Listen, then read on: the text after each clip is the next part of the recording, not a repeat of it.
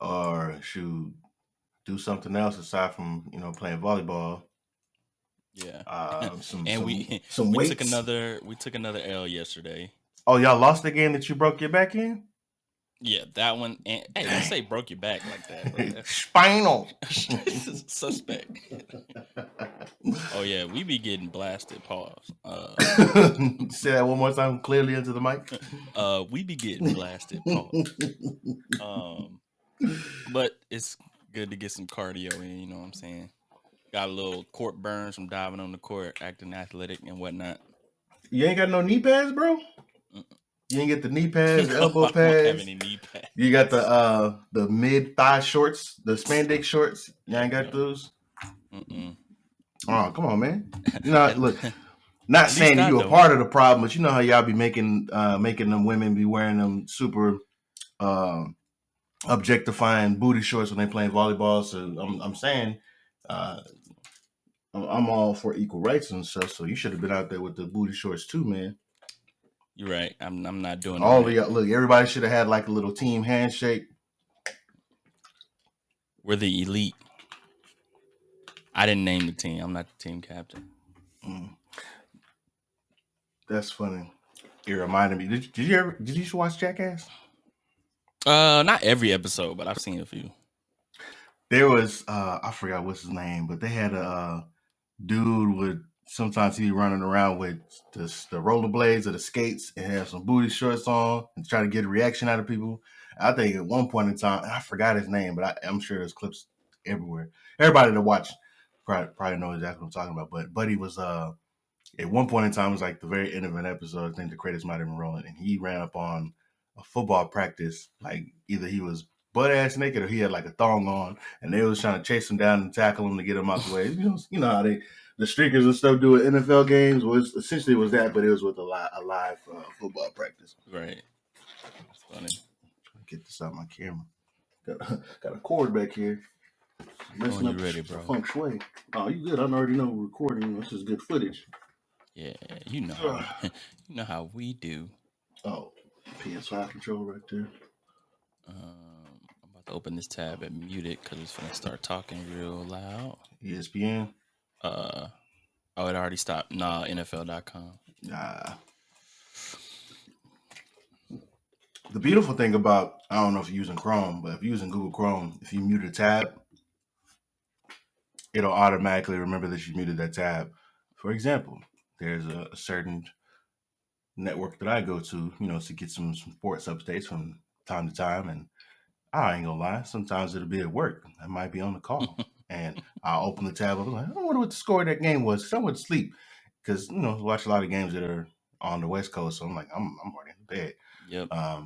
So open up the tab and it's like, oh, okay. That's how that went. And remember, you have to have that mode muted because sometimes there's videos that automatically play. I'm like, oh my God, it's a nigga. Bang! Bang! I'm like, excuse me? Can you answer my question? It's kind of loud over there. I was like, oh, shoot. That wasn't muted. So, yeah. Yeah.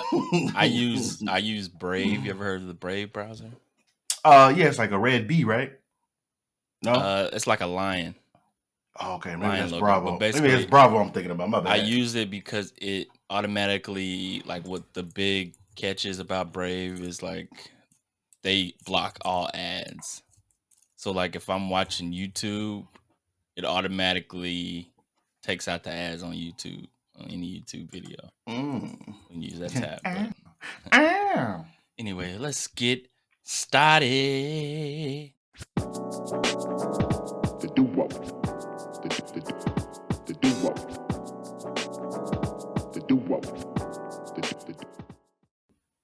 Episode 97 of the Duo Sports and Stuff podcast. My name is Deonte, joined by my ace, my best man, my best friend, co-host Dane Beasley. Dane, how are you doing, my guy? Pretty good. Pretty good. All things considered. Pretty good. Pretty good.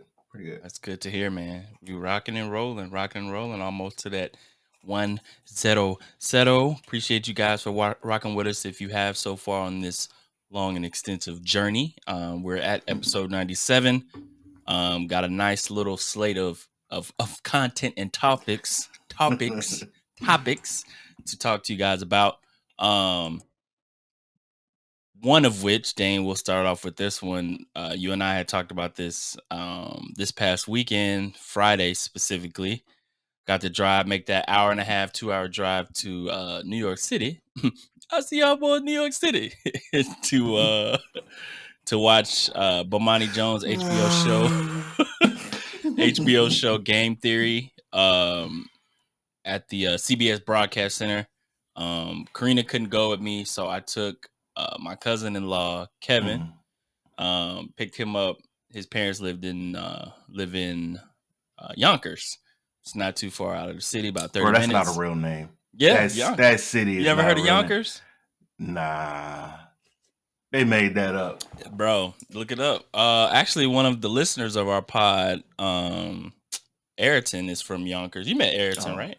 Yeah, I believe so. Tall Ayrton. But yeah, Yonkers is a real place, bro. Wow. Yeah. They must have came up. They had a city hall meeting and we need a new name, and they voted on that. Let's look. How did Yonkers become a name? They probably named after somebody. Says Vanderdonk was referred to as young gentleman or young nobleman, by reason of his status in Holland, and these words evolved throughout several changes to the Yonkers, and finally to the present Yonkers. Wow. Well, the more you know. But yeah, went to the Game Theory show taping Friday. The episode came out that Friday night. Really, really good episode if you haven't seen it already on HBO. But what I really wanted to talk about is like the content and like even the production of making a television show and the things that they require the audience to do. One of which is to laugh at jokes, and specifically, like it's a television show, so sometimes he has to retape certain things if they didn't get the right cut or what they were looking for. So there's like hype men and women in the audience to get the crowd to continue to be hyped throughout the taping, because the taping lasted like an hour and a half. Okay. For like this 30-minute show, and so it's like some of the same jokes and topics that he said he has to say again for certain reasons, and they're like, "Come on, y'all, we need that same energy." Laugh. I wonder how that interview process goes. So the people would have to be hyping and say, "Hey, thank you. Come on, have a seat."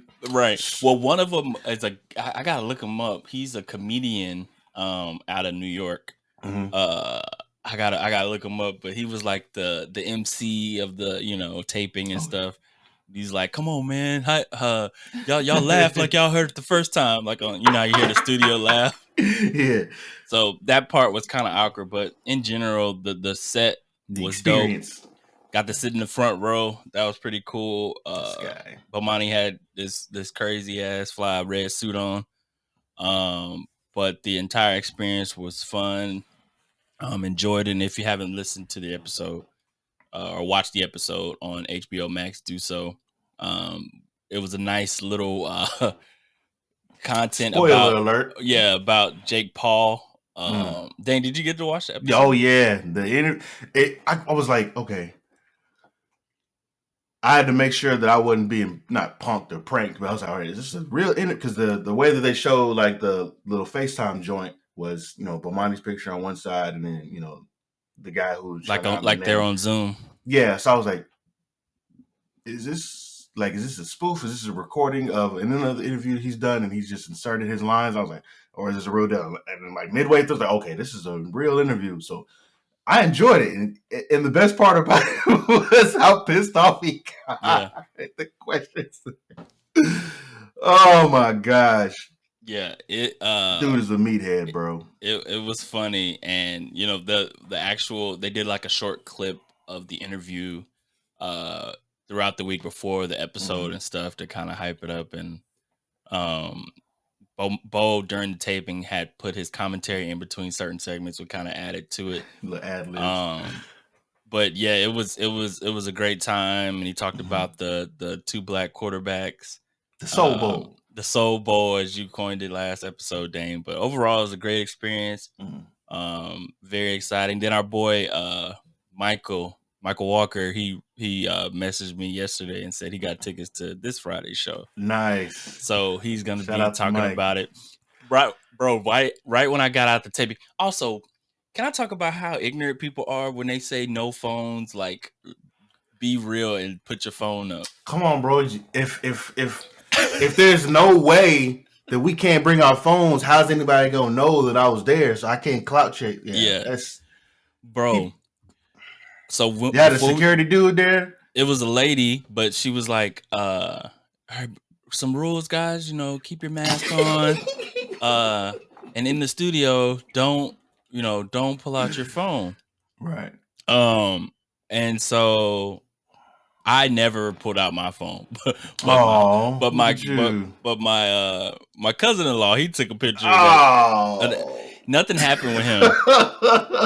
But he get tackled by get that guy. Get him right now. What's worse is like this is all before this is all before Bomani came on set.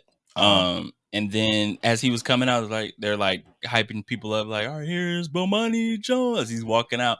People in the back behind us started taking pictures, and the lady went into Hulk mode. She's like, no, put the phone away. I'm like, they lucky that they didn't get kicked out of this taping for taking pictures. That reminds me of a TSA. I know you've seen this skit that's been going. I mean, it's been viral for a while. The TSA, if you got a jacket, take it off. Yeah. Take it off.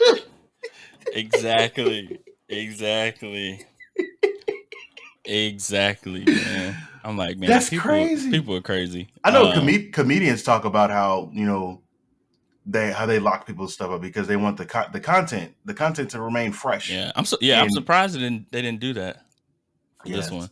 I'd be scared shitless. Something I paid for to possibly get kicked out because I pulled out a phone. I couldn't just live in the moment. That's this generation. Gotta be there. I'm proud of you, man. Thank you, man. I'm proud of you. Appreciate that. Yeah, and hey y'all, we out here though, Bomani. Oh, my bad. Stephen A. Smith was the guest, and he mainly talked about his new book, and talked about the Memphis police situation that happened a few weeks ago, which was really good stuff. If you haven't watched it, go ahead and do it already. But overall, great experience. Great to actually be and see how the cookie is made, so to speak. So that was good. But as you had mentioned, Dane, it is Super Bowl week, and you have coined it the Soul Bowl. You said you saw it off of I saw it online. You can't take credit for it. No, I'm not, because anybody come in, you ain't start. Somebody trademarked it, and then boom, I get a certified letter in the mail, and I'm being sued for $13.18. That mean I can't name this episode Soul Bowl? No, you just name it. Name it like LeBron or Kyrie. Man, I'm naming it Soul Bowl. Man, don't do that. Or name it Hogwarts Legacy or something. All right, I don't know. Chill. So last week we briefly talked about the Super Bowl storylines. Right. Of course, we got the Kelsey Bowl, Travis and Jason Kelsey with the Chiefs and Eagles respectively. Of course, we got the Soul Bowl, 2 black quarterbacks starting the Super Bowl for the first time in NFL history. We got the Andy Reid Bowl facing against his former team. He coached for a number of years and led to 1 Super Bowl appearance. But now we have the actual game coming up this Sunday. And I've thought about it a lot about who to take in this game. And before I get to that, kind of wanted to see your thoughts about what to expect. We're going to get blowout city here. You don't have to give your prediction yet, but what kind of do you expect from these two teams on Sunday? I expect a good, clean fight. Now, I believe it's going to be a pass-heavy attack from the Chiefs and a run-heavy attack from the Eagles. I see them catering to the strengths of their team, to the strengths of their personnel. I don't know if it'll be a high-scoring game. I would be shocked if it was. But I would say at the very most, I think the scoring might get to the mid-30s at the most. But in terms of Super Bowl, I think it's just going to come down to cliche, and then we're gonna enjoy it. Boom. That's what I got. That's my groundbreaking, breathtaking analysis. Yeah. I think the Eagles having one of the most disruptive pass rush games we've seen in recent history. I believe they're third in the league, in league history, that is, in sacks in the season. I think that's going to play a role. And to your point about Kansas City kind of focusing on the pass, I think they will actually. But the key for Kansas City is to get the ball out of Mahomes' hands as quickly as possible. One, because of the pass rush that the Eagles present. Right. Two, ankle. yes, exactly. Patrick Mahomes still dealing with that high ankle sprain, which he played well 2 weeks ago in the AFC Championship game, but it's still lingering. You can still see kind of him limping at times, and throwing off that back foot, things of that nature. So the Eagles have to present and still be able to get to the quarterback, which I think would be key. If Patrick Mahomes is kind of focused on getting the ball out of his hands quickly, you're going to see a lot of short routes. One thing I always say about playing the Chiefs, which kind of gets me upset when I watch teams play, is how they guard Travis Kelce. Is you can't give him free reign off like within 5 yards of the line of scrimmage. Disrupt the route, disrupt the timing. Like this is Patrick Cliche, Mahomes' of course. security blanket. Yeah, it's Patrick Mahomes' security blanket in Travis Kelce, and putting hands on it, disrupting those routes, like you said, can take away those first reads, which then allows your, elite pass rush to get to Patrick Mahomes and cause problems there. I think another key for the Chiefs to kind of take pressure off of Patrick Mahomes is Isaiah Pacheco. Is their 7th round pick that they drafted, running back out of Rutgers. I tweeted 2 weeks ago, Dane. Have you seen him run the ball? He's violent. He's violent. And he's like an old school running back. Yeah, and specifically the one he reminded me of, and I tweeted about it 2 weeks ago, and I'm gonna see if you agree with me, seeing as you're a Dallas Cowboy fan, is Marion Barber.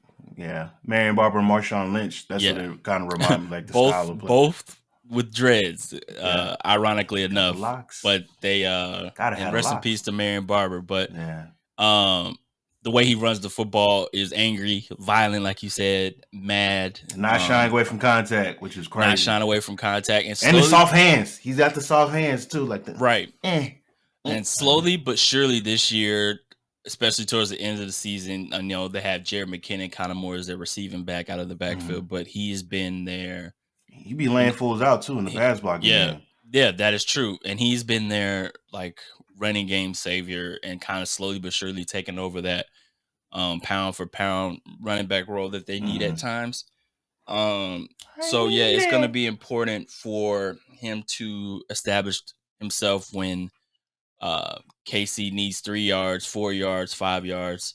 And then for Philly offensively, what's been so important for Philadelphia, Jalen Hurts has been, the leader that they need, obviously, but he's also been the guy to kind of distribute, right? They haven't had to necessarily lean on him to win games.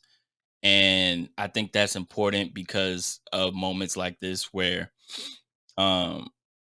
it's a big moment, obviously, your first Super Bowl appearance, but you've got guys around you. You've got a talented offensive line that has protected you throughout the season. You have the top rushing game in the league. You have weapons on the outside, A.J. Brown, Devontae Smith, Dallas Goedert, those guys that have helped you get here. And I think for Jalen Hurts to continue to be that leader, but also continue to lean on those other guys to help you. Because I mentioned this throughout the playoffs and even before the playoffs started, Dane, that the Chiefs defense throughout the regular season isn't always top 5 or top 10, but in the playoffs, that's when they play their best football. Get hot. They know when to get hot. Yeah, Steve Spagnuolo is the defensive coordinator who is like a blitz heavy scheme kind of defense coordinator. Mm-hmm. So they're going to try to confuse Jalen Hurts and force the Eagles into third and long situations, second and long situations. And Chris Jones, D tackle, has been a havoc for Disruptive, that man. defense. But yeah, man, it's going to be I think it'll be a close one. Do you want to give your prediction first? Well, because I need to think a little bit longer. I know better than to continue betting against or picking against Patrick Mahomes. The obvious pick here would be for the Eagles, just because one, they're favored, two, they're stacked, three, they got hot at the right time. But I think the closer we get to Sunday, the more and more realistic it is for me just to give my vote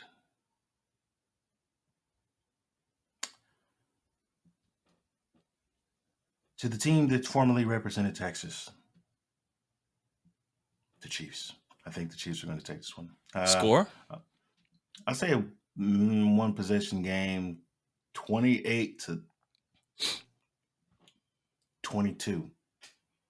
28 to 22. 28 to 22. That's a good one. That's what I'm going to go with. Good prediction. Dane has the Chiefs. I found that stat I was looking for about the different sack leaders for the Eagles, and this is including the playoffs, which this is like insane. Hassan Reddick has 19 and a half sacks. Josh Sweat, 12 and a half. Brandon Graham, 12. Javon Hargrave, 12 sacks. Fletcher Cox, 8 sacks. The Eagles have 5 players with 8 sacks in the season, including the playoffs, since the stat became official in 1982. I feel like I've picked against the Chiefs the last 2 weeks. No, I picked them in the divisional round, but I did not pick them in the AFC Championship game. 2 quarterbacks from the state of Texas. We didn't mention that. I think we'd mentioned that last week, but wanted to mention that again this week. We did. I think, man, this is tough. And you had mentioned going against Patrick Mahomes. It sounds like the LeBron decision special on ESPN. This is tough. This is tough. But for the next few years, I'll be taking my time to South Beach. Like, boy, if you don't get your big. I'm going with the Eagles. Okay. Like you had mentioned, I think this one is going to be close. I think it comes down to, actually, it's going to be a final possession on the Chiefs side of the ball where the Eagles make a stop. I'm thinking a score of 31 to 27.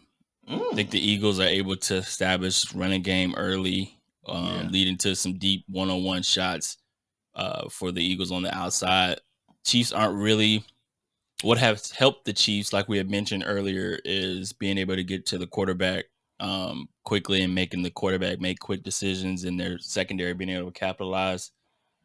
That I think the Eagles hold up well on the offensive line, partly because that they've been able to establish a running game early in this game. Yeah. And I think that'll help them out in the long run, being able to keep the Chiefs defense off balance. But I think Patrick Mahomes still makes these crazy plays, Dane, like we've seen throughout his career. Something that, will go viral, throughout the game and throughout his career. Something crazy. Like, I don't know if you remember that crazy side pass that he did against the Bucks when they lost to the Bucks in the Super Bowl. The pass ended up being complete, but he was basically horizontal and throwing the football. He swung his body. Yeah, to the side. Yeah, exactly. It'll be a play like that has the internet abuzz, but I think Jalen Hurts in the Eagles defense, shout out to Bo, my brother, longtime listener of the podcast. I think the Eagles win their second Super Bowl in 6 years, 31-27. So there we have it. Our Super Bowl 57 LVII predictions. I remember the Roman numerals, Dane. Did you have any Super Bowl plans? Y'all just kicking it at the crib? I know. Oh yeah, we on the countdown right now. Baby watch. The Twins, they can come in any moment, so we staying close to the home, of course. Yeah. Chilling in the living room, so we're just watching it here. Yeah. Might get a pizza, and just chill. There we go. Langston's been asking to watch football a few times this week. He's like, we watch football. I was like, not yet, man. It's on Sunday. Not yet, man, on Sunday. I ain't even bore him to try to get him to watch the Pro Bowl because I was like, he ain't going to watch. Like, he's going, why they ain't got What no is helmets this? on? Yeah. Yeah, because typically when we watching football, he'll have his helmet on. And I love it. Just being there chilling, but yeah, I Great. ain't want to be confused. But. Great segue, by the way. The NFL Pro Bowl games for this past weekend, ratings wise, it was like 1 million viewer drop from last season. What? And it's almost like people are tuning in for the violence. I already know you didn't watch it, did you? I watched it. Oh, you did? Oh, I'm surprised. Pieces of it. Yeah, it's been this is like the first time, and as many times as I've said I've watched it. Look, in the past few years of the podcast, this is like the first time in like the last 3 or 4 years I've watched like from beginning to the ending. Wow, that's surprising. But yeah, I watched. There are times when I've watched, and I was like, yeah, I'm not watching this because I don't know. It was a new format, and I wanted to see how it was going to play out. Same. I wanted to watch the entire. We watched the entire punt with the big man punt challenge or whatever. And that's with an asterisk mark because you had some people that weren't even big men out there, which I was like, it should only be big dudes. But anyways, like watched that. And you had old boy from the Ravens, fullback. Yeah, I forgot his name. Not Picard. It was Picard. Is it Picard? I think it was Kyle. Fullback Kyle. Is it Picard? I think I don't even know how to pronounce his name. Patrick. Yoshek. Oh, you talking about from the Niners? Okay. Niners. I thought he played with the Ravens. I'm tripping. I'm done. Oh, yeah, I thought you were talking about Buddy from the Ravens. My fault. Yeah. He was out there too, though. Yeah, so we were watching that, and Nisha was trying to guess which line was going to be able to, or who had hands or who did. He's like, oh, he don't even look like he can catch. Yeah. So I was like, he kind of all the money with this, seeing how uncoordinated it were. And then we watched the was it the golf one they had? So the golf was pretty good. Okay, the golf one was the most entertaining one. Yeah, that was probably the best event. I'm glad you brought that up. They had like a golf competition, like whoever hit the ball the furthest on some Top Golf kind of stuff out in Vegas. I think Poyer won it for the AFC. He was the last. He was the last person, right? If I remember. Yeah, he was the last one. I was like, you can tell Hendrickson or boy from what's the tight end's name? Hendrickson, right? No. What's the Viking? Hawkinson had TJ Hawkinson. Yeah, he's on my fantasy team. Shout out to him. Yeah. But like for people that don't know, there was the game essentially itself. The past few years had been turning into essentially flag football. Oh, did you watch the dodgeball segment too? Yes. Okay, I forgot that you couldn't hit him in the face. Yeah, that's the whole point of being able to play dodgeball. Hit people in the face with a ball. Yeah, the dodgeball was okay this year. Yeah. I think the first year they did it was pretty cool, but with the game itself, for those that don't know, they basically total up the AFC, the NFC based on the games they played throughout those 2 days, and that kind of sets the score for the the 3 flag football games they play. But the game itself, essentially, in previous years, had been turning into two-hand touch and flag football. So, I mean, I think it was a good decision to change it up to kind of see what happens. Player safety, somebody still got hurt. Yeah, dislocated toe, I think, or something Garrett, like that. Myles Garrett. Myles Garrett. Yeah. Essentially, the game was becoming kind of not soft, I guess. Just players were kind of protecting themselves. It was becoming less violent. Yeah. People like Deonte weren't tuning in. They were like, Like Dane was not tuning in. I definitely wasn't tuning in. I ain't gonna lie. Yeah. I check in and out, like, okay. And then third quarter, I'm like, yep, I'm out. I think, I mean, for the NFL, they had to kind of try something. We'll see how they, make it different in the years to come. But for kids, I think what's surprising to me was like 50,000 people there to watch these players do these funny, silly games. I think that's a plus for the NFL. Viewership kind of dropped, but I mean, I feel like they'll still try to experiment with it. I wouldn't say it was a complete L because I feel like the game itself, like if it was in last year's format, just with the pads and I feel like it was monotonous at this point to try to keep going with that. But we'll see how they try to further the game in the future. And then switching to the NBA, Dane, it's probably our first time talking about the NBA this season. Honestly, that? this is around the time where I kind of get locked in. Around the All Star, right after the Super Bowl. Super Bowl All-Star weekend coming up about a week. But last night, that's when they started taking it serious too. Yeah. Oh, whoops! I wasn't supposed to say that. My bad. Last night, LeBron James passed Kareem Abdul-Jabbar for most points scored in NBA history. Coming to the end of the third quarter, LeBron James, a shot in history. And there it is! LeBron stands alone! The NBA's all-time scoring record now belongs to LeBron James.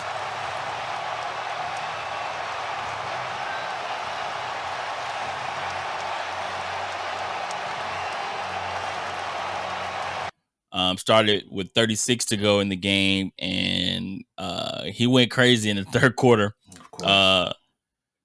It was, and I'll say this is how much the game meant to me as far as enjoying who LeBron James is and who he has become in the league, as far as being able to relish in it and understand, like, not taking him for granted what great of a talent he is. Because this is my first NBA game I've really watched from first quarter all the way through, to just be able to say I saw the moment happen. You know what I'm saying? And actually, one of my coworkers from ESPN that works on the LA side of ESPN, he's a Lakers fan. He actually attended the game last night. Oh man! And he was hyped. As a fan, or like just with the whole? As a fan. So he was in the stands to see that great moment. But I know that price of the tickets is crazy. I'm going to ask him how much he paid for those tickets. But it was a great moment. Mm-hmm. Twitter, social media was going crazy, kind of all building up to it, and the moment itself it's still like you knew it was coming, and it still felt great to be able to witness what he's done in 20 seasons in the NBA. You know, we talk about LeBron a lot on this podcast, and him as a person, not only on the court but off the court, who he has been, the role model he's been, and things of that nature. But what'd you think about last night's record, bro?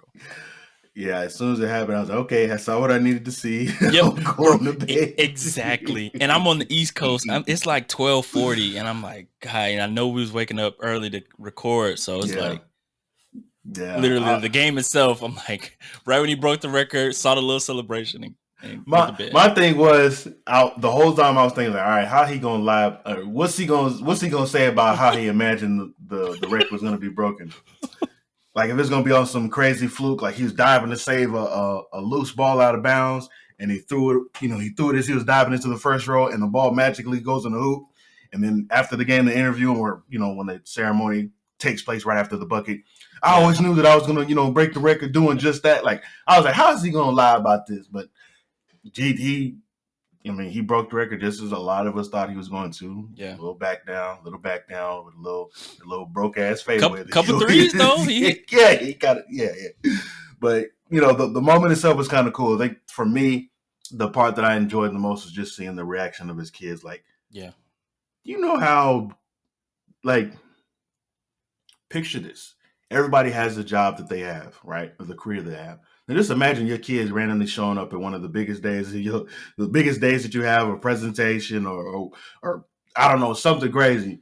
Like, just imagine like the access to his kids have to see him there. Like, it's kind of phenomenal just to be able to be part of that. And then too, just the photo opportunities, right? Like, that moment will be solidified in history, and then just to see the action shots, like the like, I'm gonna ask you something. Cool. Do you think Kareem was salty? Oh, hell yeah.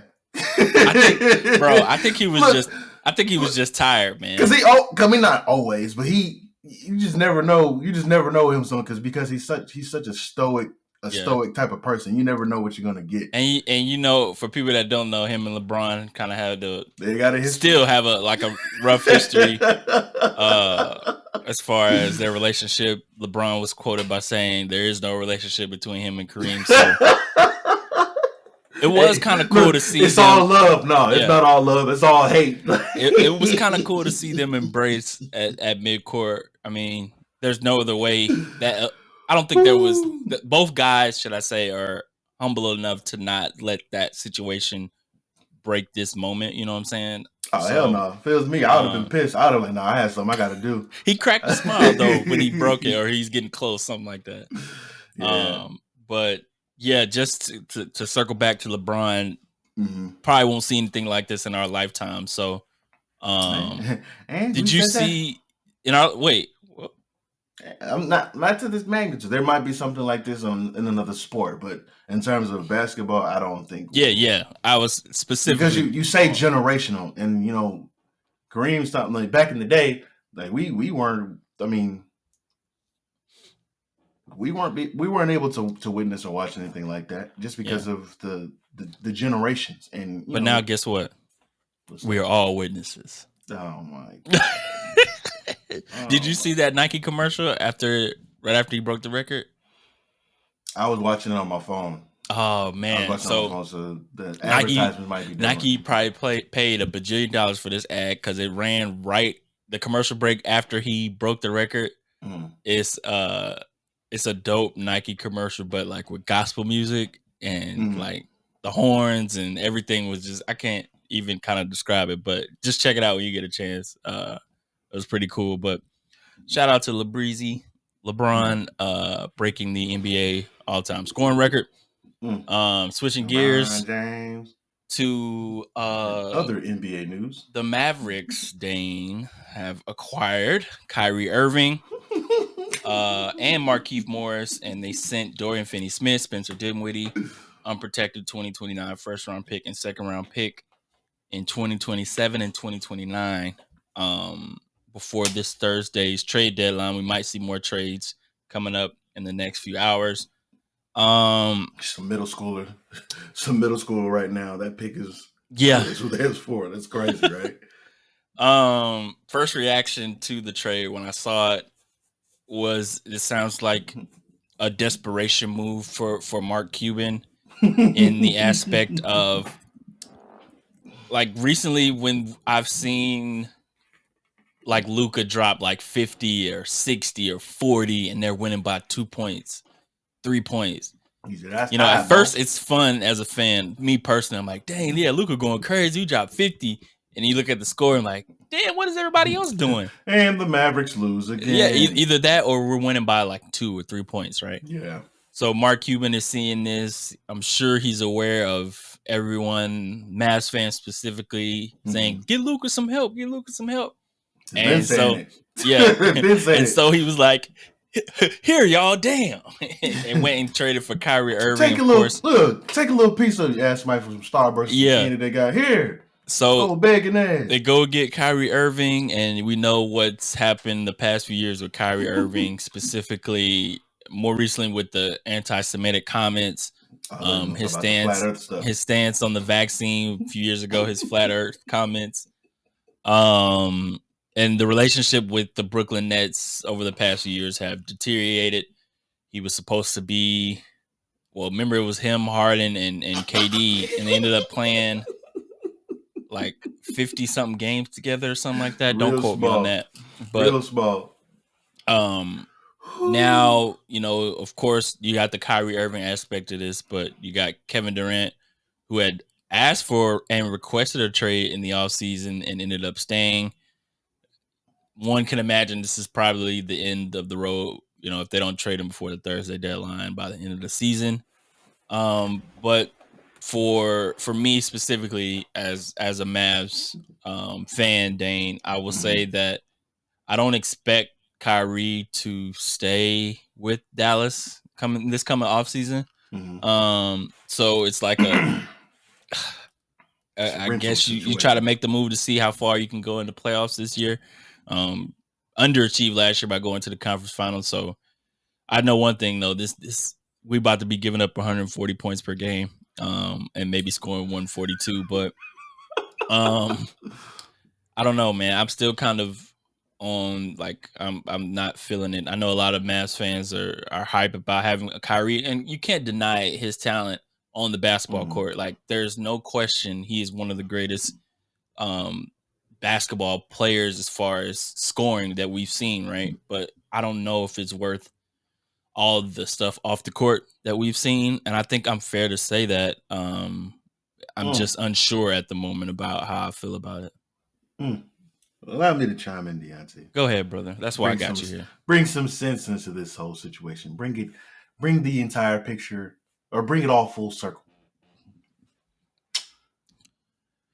I appreciate the noble sacrifice of the Mavericks of Dallas. Thank you. First and foremost, let me make this about my team. Did we lie on the sword for you?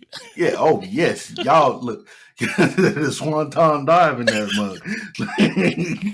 So appreciate y'all for your noble sacrifice.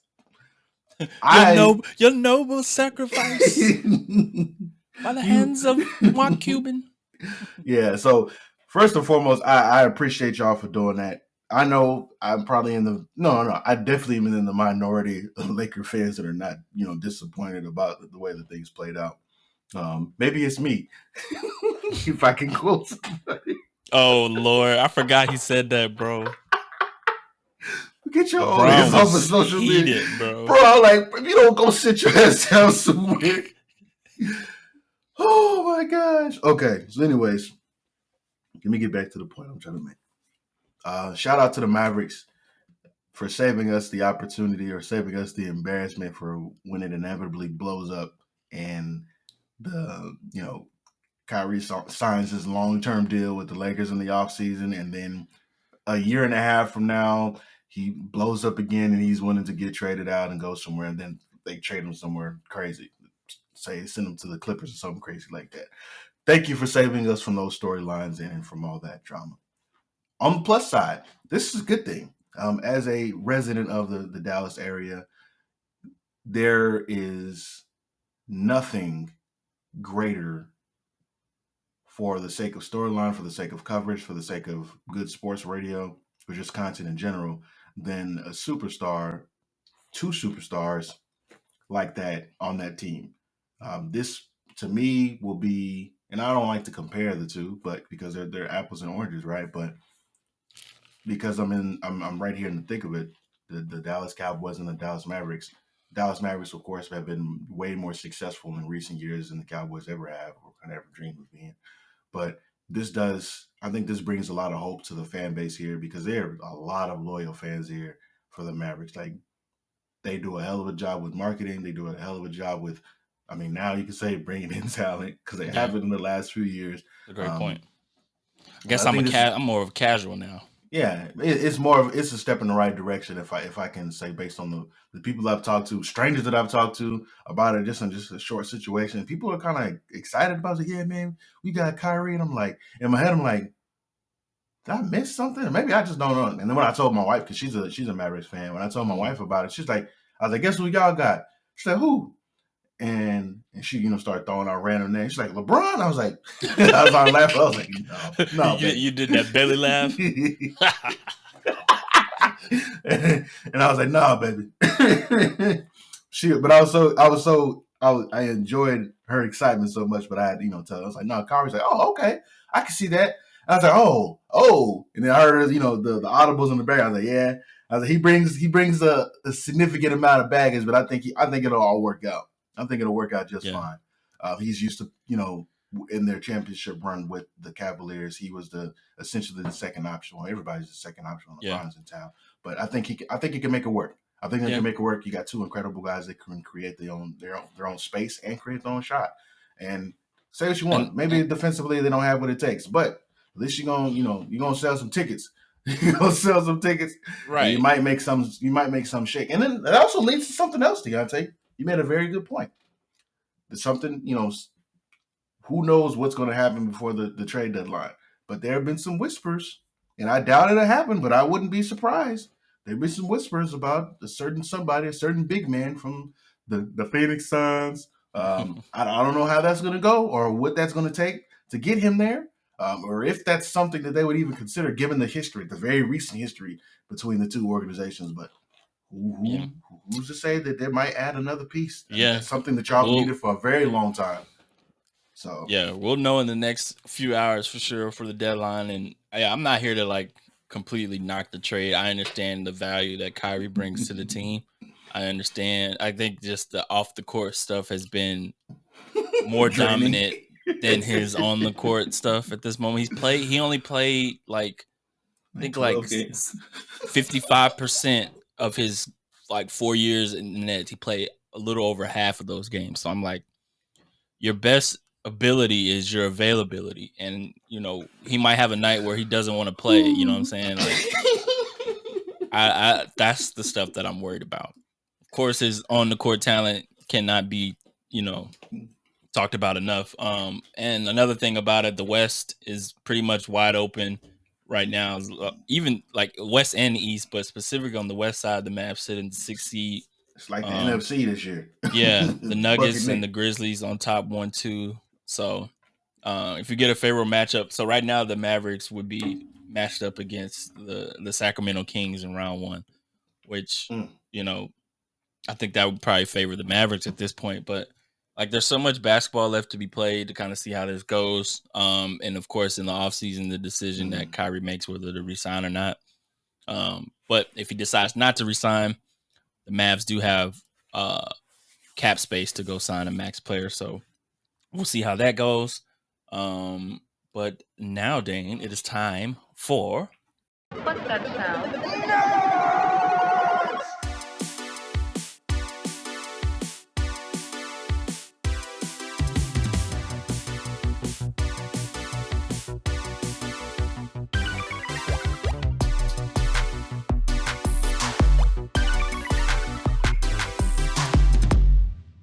Nerdy News segment brought to you by Shout out to Keith. Nerdy News segment brought to you by Keith. The Last of Us, Dane, episode 4.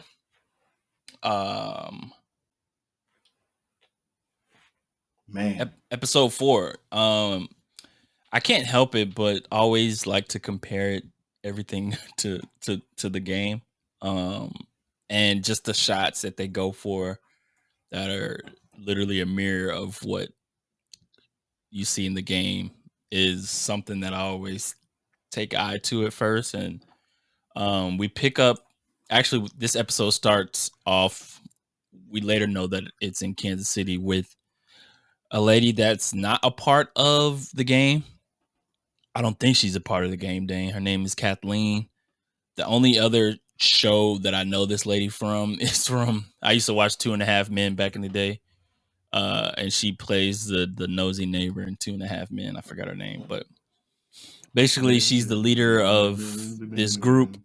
Yeah, she's the leader of this group that we soon find out will probably be the next foes that Joel and Ellie have to go up against the next few episodes. Who knows? But Spoiler alert. Spoiler alert. Basically, the next ragtag bunch they get to run through. Joel and Ellie crash into basically a roadblock, so to speak, that this group has set up when they come into Kansas City. And just like the game, you're in this kind of store trying to fight your way out. And one thing I thought came back around where we talked about last episode is Ellie saving Joel with the gun that she snuck from Bill's house. Basically, after they crash into the store, Joel shoots one of the attackers, and then another one comes through the back door. Is basically about to kill Joel, and Ellie pops up in the back holding the gun, shaking.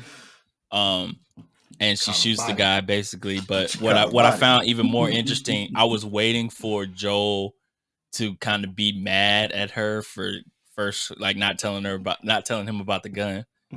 But like you could see that like he's like, all right. Like a proud father. Yeah, basically, right? And like he's like, all right, I think in that moment he kind of clicked to where it was like, all right, I can't be. I mean, I can be protective of her, but she has to be able to defend as well. And like he turned into a proud father, but also like apologetic that you've seen later in the episode that he was having to put her in this situation to have to save him.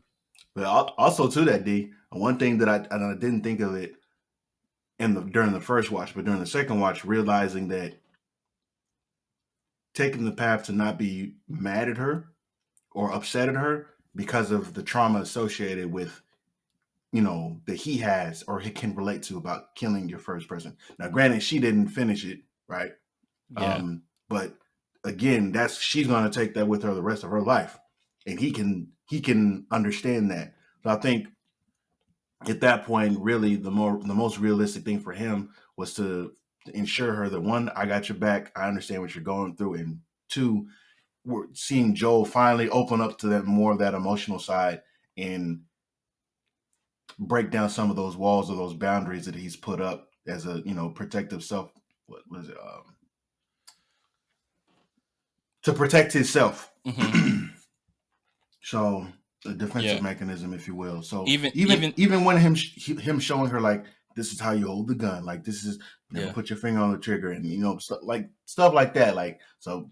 But back to your point. Even the jokes that she's making, he's trying to act having that hard exterior, but like all the jokes that she cracks throughout the episode, and like she's starting to kind of get to him, like in that sense. Even when he tells her that she's not family, she's cargo, you kind of get a sense that he really doesn't mean that. But like you had mentioned, he's trying to protect himself because he had already lost Tess. He had already lost his daughter way back in 2003. He wasn't really that close to Bill, but Bill was someone he knew that lost. Call Bill. He mentions Tommy in this episode, his brother, and kind of explains the backstory to Ellie about Tommy and Tom, how she, how kind of like where he went from the army to Firefly to not a Firefly, and him being in Wyoming and things of that nature. But I'm trying to think, did I miss something in this episode?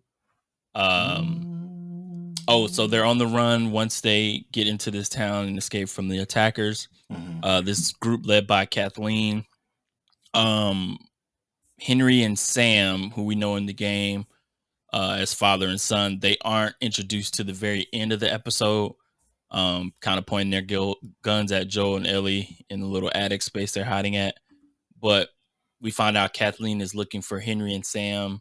Why were they looking for them again? Do you remember, Dane? Because I forgot. So I think they gave up the location of somebody that was dear to,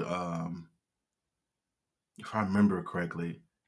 And I totally meant to replay the game just so I can have all this stuff fresh, but I just haven't gotten around to it. Yeah. But I think from what I remember, I think they gave up the location to somebody. I don't know. Yeah. Two black guys in a post-apocalyptic world can't be too good. Pretty much. Can't be too good. Our first black characters will be introduced to in this. But it's a father-son from Hartford, where actually I live now, which is very weird. That's crazy. West Hartford. Full circle. Moved out there just so he can understand the culture when he's watching the show. So the commitment that you have to this podcast is breathtaking. I'm thinking 10 steps ahead, my guy. Yeah. But yeah, in the sense, the episode, I think, kind of just basically like we had mentioned, Dane, builds on the relationship between Joel and Ellie, more strengthening their bond, more so because of him or her saving his life and him trying to protect her. And like he mentioned, showing her how to hold a gun, learning that, okay, for me to be able to protect her, she also has to learn how to protect herself. So let me do what it takes to kind of get her in that sense. And then the preview for the next episode, I don't know if you watched it, but it features the long-awaited bloater, which is one of those crazy dudes on steroids. Probably like a 20-year in the game. That boy head bigger than Barry Bonds. The LeBron of the infected. He was 20 years in the game. 20 years in the game and, setting records right now in the affected world in next episode, which will air on Friday if you don't know that already because of the Super Bowl. They pushed it up to Friday release. They know. Yeah, they know. But anything else you want to say about this episode, bro? I don't know. I think if anything,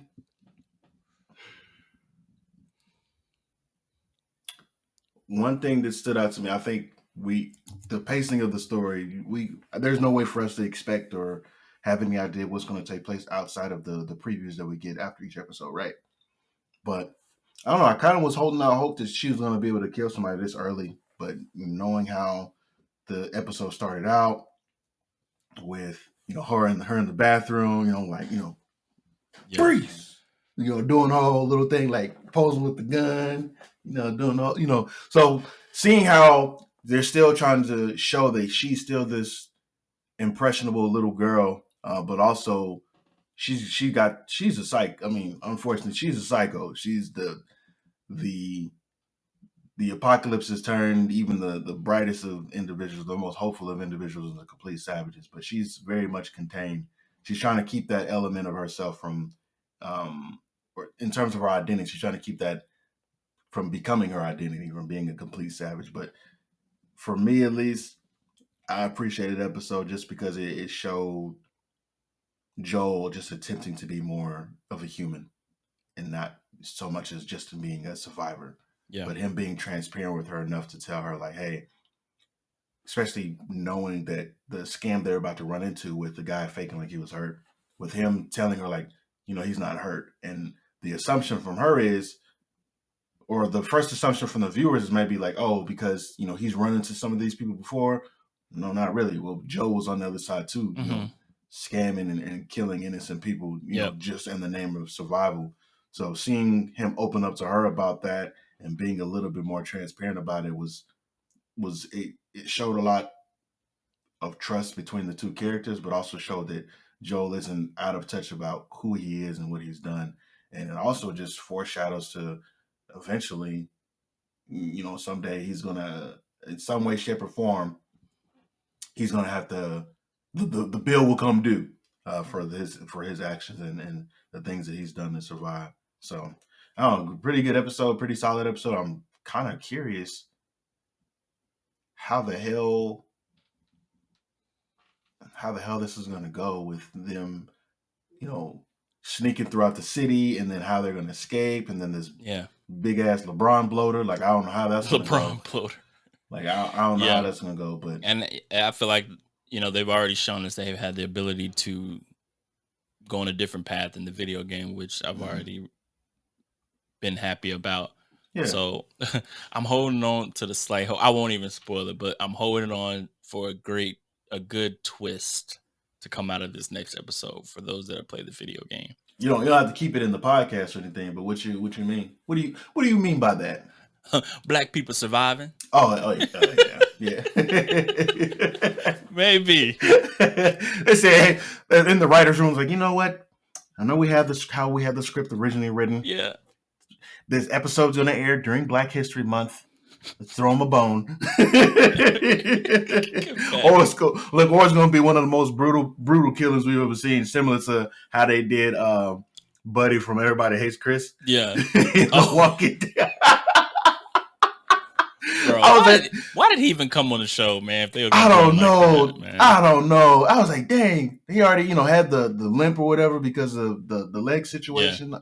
And then, like, the dude that could have saved him, right? Because the way that it happened, he got trapped in, like, the little, what is that called? A revolving door. And then the zombies were making their way through it. So either way it goes, it was just a matter of time before he was going to get got. But that way that bit into the dude's cheek and all that, and it showed, like, and I know you saw, like, some of the edits when the episode first dropped years ago, when somebody redubbed the video, edited and put the "Everybody Hates Chris" like in the background as he's getting eaten alive. Walking Dead has some of the most gruesome deaths, bro. I recently watched the Negan and Glenn scene for cable TV too, bro. Like, that's I will respect Walking Dead. They did that thing. When that show was hot, it was hot, bro. I think I tweeted about it being like that. One of that moment is probably one of the top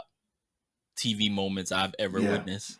Just how it has social media in the chokehold, and we're so people connected to crying. the character. You knew it was coming. Like, and they made you wait a whole week to a whole couple of months, because the beginning of that part where he hit someone.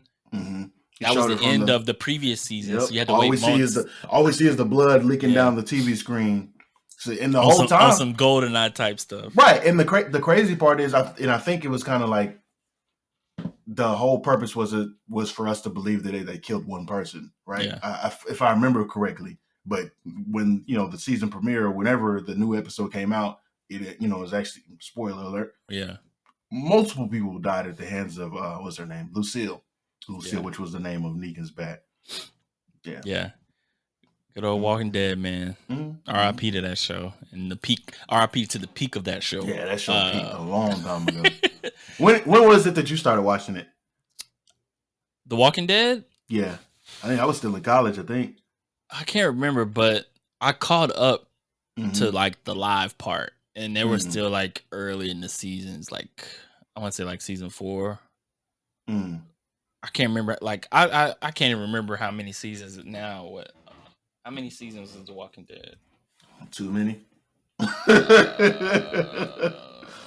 11 seasons. Started in 2010. So you're right, Dane. You were. I think I fell off around season 7, 8. Yeah. Whenever what's his name? Rick was out of there. Yeah. That's when I stopped watching. I think a lot of the audience was gone after then. Oh yeah. But yeah, man. But to close us out on this episode, Dane, I'm gonna get my nerdy on. A few months ago, I watched the Harry Potter series. By the suggestion for the first time? Yes, by the suggestion of my wife. We sat down, and over like a 2-week span, I say we watch all the Harry Potter movies. I never was into it as a kid. A lot of people, during that time, Dane, I don't know if you watched it as a kid or did you watch it at a later age? I watched it as a kid. One of my homies, one of my other best friends at the time. I hope he's doing well in life. My homie Blaine, like he would read the books and he'd talk about like, that is a name that I haven't heard in forever. Blaine Blanton. Blaine. Yeah. Hey, Blaine. Shout out to Blaine. Let's see if he. Yeah. So got a Facebook. If I remember correctly, I think either him or somebody else that I knew would read the books, and we talk about it from time to time. And it was like, oh yeah, wizards, and I was like, yeah, whatever, But yeah, I was knee deep in them things, watching the movies, just because it was hard to avoid. Is Harry Potter coming out, Lord of the Rings coming out, so it's. Bro, I'm sorry, I'm all off track. I hope this is not the same Blaine Blanton. Uh-oh. This one got Trump all over his. Sounds about, look, that train's never late. Sounds about right. I remember what Blaine looked like. I'm like, this kind of looked like him. All right, I'm sorry. Yeah. It was Blaine. It was Blaine, right? Shoot. All right. I know him if I see him. This is the most random pivot we've ever done on the pod. Yeah. Okay? This Blaine Blanton is what he said. Don't I know you? That's not him. All right. Anyway, I cut you off, bro. No, you good. So yeah, I don't know. Hollywood was in their bag at that point in time with the type of movies they were putting out that catered to a lot of sci-fi type of themes and stuff like that. So yeah, I watched most of them when it came. Shoot, we went to the movies to see one of the last ones in the theaters. Yeah, we were in college, I think, if I remember correctly. But it was hard to avoid because they had such a huge, massive following. Yeah, and I think a lot of people read the books around that time when the movies were coming out. I just never did. Yeah, not me. So yeah, like I said, we watched all of the movies in about a 2-week span a few months ago, which made it even more apparent because me, I'm a video game nerd. And so the Hogwarts Legacy game has taken a part of my life. Not really. I didn't play it yesterday, but basically, a game came out where you create your character, student in Hogwarts, and basically it's set in the 1800s.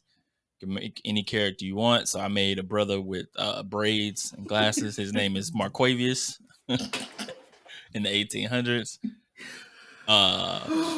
And yeah, you get sorted just like in the movies and stuff, and it's like a role playing open world kind of game in the Hogwarts setting, so to speak. So Grand Theft Auto meets Hogwarts. Who would have thought? yeah, Man? that's it's been funny because so many people I've I follow on Twitter or friends with have the game. And Dane, you were talking about our boy Chappelle, our boy Brandon that was talking about people playing that.